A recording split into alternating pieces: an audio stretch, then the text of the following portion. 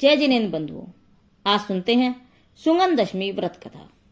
सुगंध दशमी व्रत की प्रसिद्धि का एक कारण है, उसके संबंध में प्रचलित एक कथा है जो कि इस प्रकार है। जम्बूद्वीप के भरत क्षेत्र के काशी देश में वाराणसी नगर था। वहां पर राजा वसुपाल राज्य करता था। उसके श्रीमती नाम की स्त्री थी। एक समय वह वन कीड़ा को गया। तभी राजा ने अपने समीप से एक मासोपवासी मुनिराज को नगर में आहार ग्रहण करने जाने हेतु देखा। राजा ने रानी से कहा, तुम जाकर अपार भक्ति से विधि पूर्वक मुनि को आहार दो। रानी को इस प्रकार आदेश देकर राजा वन को चले गए। रानी को मन में बड़ा क्रोध आया। उसने सोचा, मेरे भोगों में अंतराय करने वाला, विघ्न करने वाला ये मुनि ही है। इन्होंने मेरा सुख गंवा दिया है। मन में दुखी होते हुए भी वह पति की आज्ञा मानकर चली गई। उसने घर जाकर कड़वी तुम्बी का आहार बनाया और मुनिराज को दे दिया। मुनिराज आहार करके चले तो मार्ग में ही उन्हें पीड़ा होने लगी। वे भूमि पर गिर पड़े। यह देखकर श्रावकों में कोलाहल मच गया। वहीं पर एक जिनालय था। वे उपचार हेतु उन्हें वहां ले गए। सभी ने रानी के इस खोटे आहार देने की निंदा की। जब राजा ने यह बात सुनी तो उसे भी बहुत दुख हुआ। उसने रानी को खोटे वचन कहे और उसके वस्त्राभूषण छीनकर बाहर निकाल दिया।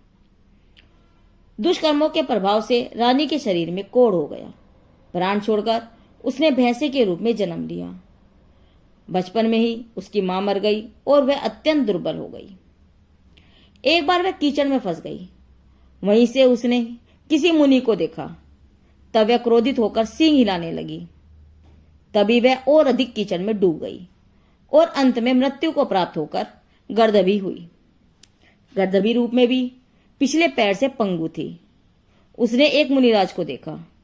उन्हें देखकर उसके मन में कलुष परिणाम उत्पन्न हुए। उसने उनके ऊपर पिछले पैर का प्रहार किया। प्राण छोड़कर वह अपने पाप कर्म के प्रभाव से सूखरी हुई और विष्ठा खाती फिरने लगी। इसके पीछे कुत्ते लगे रहते थे।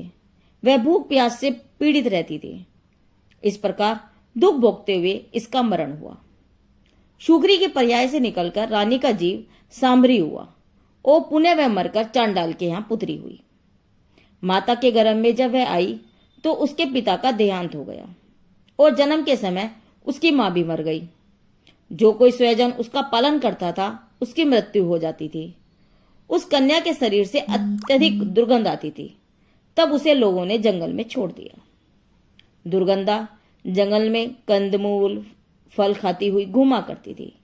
वहां एक मुनि महाराज शिष्य सहित एक बार आए। शिष्य ने गुरु से प्रश्न किया, इतनी भीषण दुर्गंध किस वस्तु से आ रही है? महाराज ने कहा कि जो प्राणी मुनि को दुख देता है वह विभिन्न प्रकार के दुख पाता है। इस कन्या ने पूर्व में मुनि को अधिक दुख दिया था। इसी कारण नाना तिर्यंच योनि में परिभ्रमण कर यह चांडाल के घर कन्या हुई है। शिष्य ने गुरु से पूछा, इस कन्या का यह पाप कैसे नष्ट हो सकता है? गुरु महाराज ने बताया कि जिन धर्म को धारण करने से पाप दूर हो जाता है। गुरु शिष्य के उपयुक्त संवाद को उस कन्या ने सुना और उपशम भावों से युक्त हो उसने 5 अभक्ष्य फलों का त्याग कर दिया, शुद्ध भोजन किया तथा शुद्ध भाव से प्राण छोड़े और अनंतर वह उज्जैनी में एक दरिद्र ब्राह्मण के यहां पुत्री हुई। उसके उत्पन्न होते ही माता पिता मर गए। वह अत्यंत दुखी अवस्था में एक दिन वन में गई। वहां अश्वसेन नामक राजा जाकर सुदर्शन नामक मुनिराज से धर्म श्रवण कर रहे थे। उसी समय वह कन्या वहां से निकली। मुनिराज ने कन्या की ओर इंगित कर कहा, पाप के उदय से ऐसी हालत होती है। कन्या घास का गट्ठा उतारकर मुनि के वचन जब सुन रही थी तभी उसे पूजन का स्मरण हो आया और वह मूर्छित हो गई।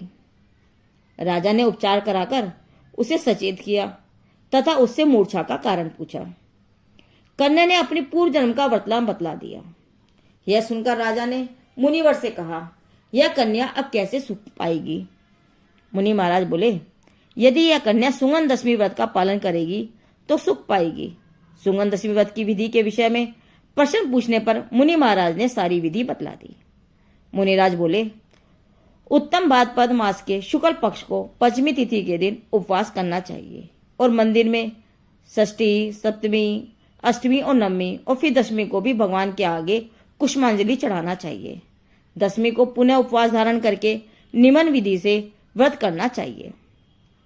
उस दिन 24 भगवान का अभिषेक कराकर 10 पूजाएं करनी चाहिए, 10 स्तुतियां पढ़नी चाहिए और 10 बार जाप देना चाहिए।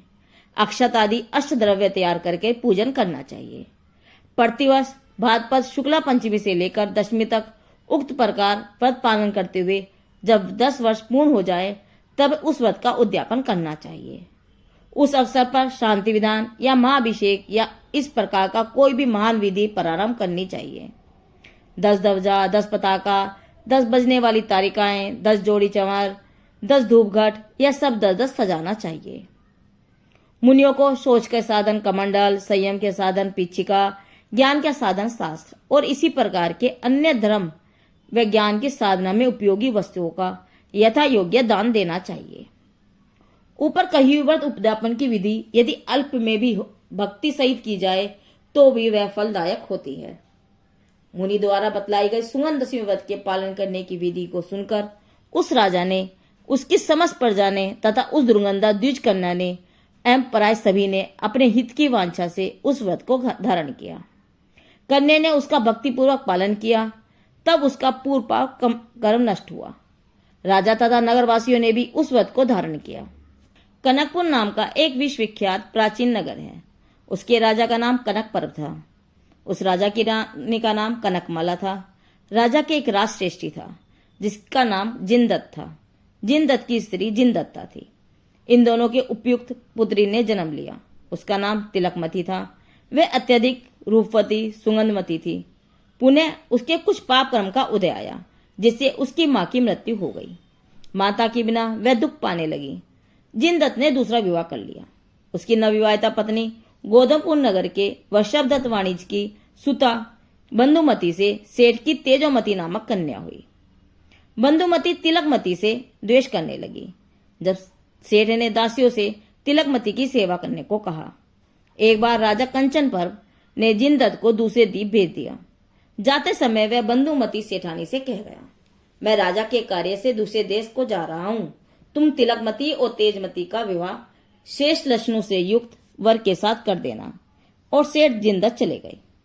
कन्या की सगाई वाले जो भी आते वे तेजमती की अपेक्षा तिलकमती को अधिक पसंद करते थे। बंधुमती तिलकमती की निंदा करती थी किंतु कोई भी उसकी बात नहीं मानता था। एक बार उसने तिलकमती को वर पक्ष को दिखाकर तेजमती का विवाह निश्चित कर दिया। जब ब्याह के साथ सब लोग आए तब वह तिलकमती का श्रृंगार करके उसे अपने साथ रात्रि में शमशान ले गई। वहां पर उसने चारों ओर 4 दीपक जलाकर रख दिए और बीच में तिलकमती को बैठाकर कहा, यहाँ पर तुम्हारा पति आएगा, उसके साथ विवाह कर तुम घर चली जाना। ऐसा कहकर वह वहां से चली गई। आधी रात के समय राजा ने अपने महल से शमशान की तरफ दीपकों की जलती हुई ज्योति देखी और बीच में कन्या को देखा। देखकर मन में विचार किया कि यह देवता है या याक्षिणी, यह किन्नरी है अथवा कोई और है, यहाँ क्यों आई है। ऐसा सोचकर तलवार लेकर वह वहां से चला गया जहां तिलकमती बैठी थी। राजा ने तिलकमती से वहां बैठने का कारण पूछा। कन्या ने कहा, राजा ने मेरे पिता को रतनदीप भेज दिया है और मेरी माता मुझे यहाँ बैठा गई है और कह गई है कि तेरा पति यहीं आएगा। इस स्थान पर तुम आए हो, अतः तुम ही मेरे पति हो।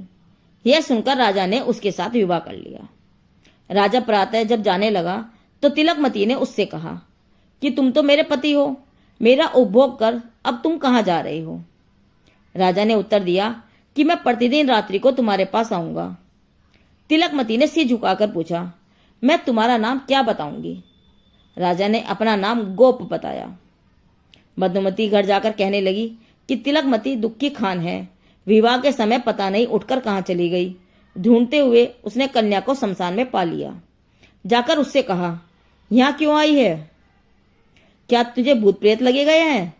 तिलकमती ने हर्षित होकर कहा, हे माता, जैसा तुमने कहा था वैसा ही मैंने किया है। बंधुमती जोर से कहने लगी कि यह असत्य है, असत्य बात कह रही है। ऐसा कहकर वह उसे घर ले आई। उसने घर आकर उसके पति के विषय में पूछा। तिलकमती ने कहा, मैंने गोप से विवाह किया है। यह सुनकर उसने उस पर क्रुपित हो अपने पास का ही एक घर उसको रहने के लिए दे दिया। प्रतिदिन राजा उसके घर आने लगा। बंधुमती तिलकमती को दीपक जलाने के लिए तेल ही नहीं देती थी, अतः दोनों अंधेरे में ही रहते थे। कुछ दिन बीत जाने पर बंधुमती ने तिलकमती से कहा, तू ग्वाले से आज कहना कि मुझे 2 बुहारी लाकर दे जा। रात्रि में तिलकमती ने अपने स्वामी से माता को देने के लिए 2 बुहारी मांगी। रात में तिलकमती ने जब राजा के चरण धोकर उन्हें केशों से पूछा, उसके बाद राजा ने स्वर्ण में सीकों वाली तथा रतन में मूठ वाली 2 बुहारी लाकर तिलकमती को दे दी। साथ ही उसे उत्तम 16 प्रकार के आभूषण तथा वस्त्र भी दिए। तिलकमती ने बंधुमती को दोनों बुहारी दे दी और उसे वस्त्र तथा आभूषण भी दिखलाए। उन्हें देखकर बंधुमती ने कहा, तेरा भर्ता चोर है, उसने राजा के आभूषण चुराए हैं। ऐसा कहकर वे आभूषण छीन लिए। तिलकमती दुखी हुई और उसे राजा ने सांत्वना दी कि तुम चिंता मत करो, मैं तुम्हें और ला दूंगा। जिनदत्त रतनदीप से आया। बंधुमती ने पति से कहा, तुम्हारी पुत्री के अवगुण कहाँ तक कहें? विवाह के समय उठकर पता नहीं कहाँ चली गई और उसने चोर के साथ विवाह कर लिया। वह चोर राजा के यहाँ जाता है और वस्त्र आभूषण चुरा कर ले आता है। उस चोर ने इसे ये वस्त्र आभूषण दिए हैं, इन्हें छीनकर मैंने रख लिए हैं।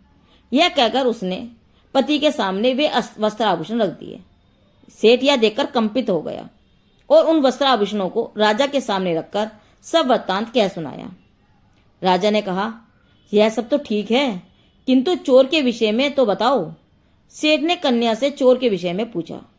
कन्या ने कहा, मेरी माता मुझे घर में दीपक जलाने के लिए तेल ही नहीं देती थी, अतः मैंने अपने पति का मुंह नहीं देखा है, किंतु मैं एक तरीके से पहचान सकती हूँ। मैं प्रतिदिन पति के आने पर उनके चरण धोती थी। चरणों को धोकर मैं पति की पहचान कर सकती हूँ। सेठ ने जाकर राजा से यह बात कही। राजा ने कहा कि चोर का पता लगाने के लिए हम आज तुम्हारे घर आएंगे। सेठ ने घर जाकर तैयारी की। राजा आया, सारी प्रजा इकट्ठी हो गई। तिलकमती नेत्र बंद करके सभी के चरण धोने लगी, किंतु सभी के विषय में वह कहती जाती थी कि यह मेरा पति नहीं है। जब राजा आया तब उसके चरण धोकर उसने कहा, यह मेरा पति है। राजा यह सुनकर हंसकर कहने लगा कि इस कन्या ने मुझे चोर बना दिया है। यह सुनकर तिलकमती कहने लगी, चाहे राजा हो या कोई और, मेरा पति तो यही है। उसकी बात सुनकर सब हंसने लगे। राजा ने कहा, आप लोग व्यर्थ हंसी मत कीजिए, इसका पति मैं ही हूं। लोगों के पूछने पर राजा ने सारा वृत्तांत कह सुनाया। सब लोगों ने कहा, यह कन्या धन्य है कि इसे राजा जैसा पति पाया। पूर्वजन्म ने इसने व्रत किया, इसका यह फल इसे प्राप्त हुआ है। सेठ ने भोजन कराकर सबके समक्ष इन दोनों का विवाह करा दिया। राजा ने तिलकमती को पटरानी बना दिया। एक बार राजा अपनी रानी के साथ जिन मंदिर गया हुआ था, वहां उसने सुसागर मुनि के दर्शन किए तथा उनसे प्रश्न किया कि मेरी यह रानी इतनी रूप संपदा वाली कैसे हुई। मुनि महाराज ने मुनि निंदा से लेकर सुगंध दशमी व्रत धारण करने इत्यादि की सारी कथा कह दी। इसी अवसर पर उन सभी में किसी देव ने प्रवेश किया। उसने जिनेन्द्र देव, जिनसास और जिन गुरु को प्रणाम किया। अनंतर वह महादेवी तिलकमती के चरणों में आ गिरा। वह बोला, स्वामिनी, अपने विद्या रूप पूर्व जन्म में तुम्हारे ही प्रसंग से मैंने सुगंध दशमी व्रत का अनुष्ठान किया था। उसी व्रत अनुष्ठान के प्रभाव से मैं स्वर्ग में महान रिद्धिमान देवेंद्र हुआ हूँ। हे देवी, तुम मेरे धर्म साधन में कारण हुई हो, अतः तुम्हारे दर्शन के लिए मैं यहाँ आया हूँ। हे देवी, तुम मेरी जननी हो। इतना कहकर और रानी को प्रणाम कर वह देव आकाश में चला गया। यह दृश्य देखकर सभी को सुगंध दशमी व्रत पर और भी अधिक दृढ़ श्रद्धा हो गई। सभी प्रसन्नचित हो अपने घर आए। तिलकमती ने सुगंध दशमी व्रत ग्रहण कर पर्योपकरण धारण किया और समाधि वर्ण किया। अतः वह स्त्री पर्याय को छोड़कर ईशान स्वर्ग में 2 सागर की आयु वाला देव हुआ। आगामी भग में उसे संसार में मुक्ति रूप अद्भुत फल प्राप्त होगा। जो भी यह सुगंध दशमी का व्रत करेंगे वह सब स्वर्ग और मुक्ति पाएंगे। धन्यवाद। जिनदेव की वाणी आगम वाणी।